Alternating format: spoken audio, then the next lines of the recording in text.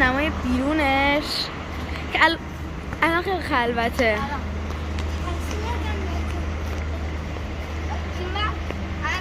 شبه یه دریا من معلوم نیست.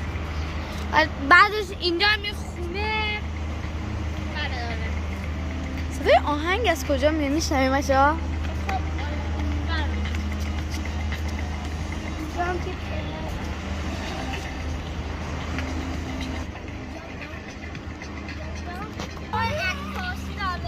آره اینجا میشه یه عکس قشنگ گرفت. اینجا هم دل نشسته. سلام بچه ها، اینم از رستورانی که اومدیم.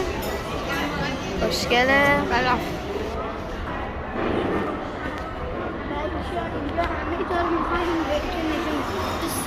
رستوران دیدار سیسنگان. بیرون دیداره.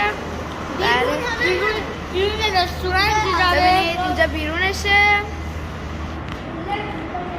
بچه ها نریم بالا، بیان. بچه ها اینم که چای رومشه. بچه ها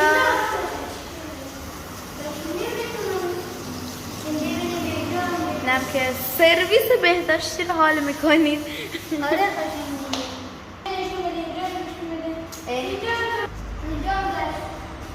بچه ها اینم که از این. اینجا تابلو قشنگ داره.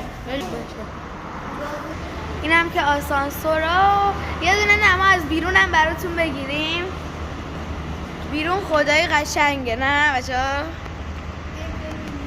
ببینین اینجا شب داره. اون ماشینه رو بچه ها قرمز ماشین قدیمی ببینین.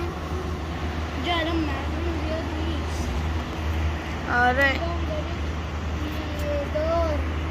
اینم که دیدار رو.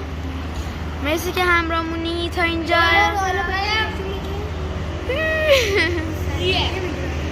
آره خب بچه ها اینم از رستورانی که اومدیم.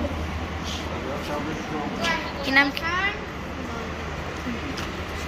مرسی. اینم که داخل اینم که داخل رستورانه که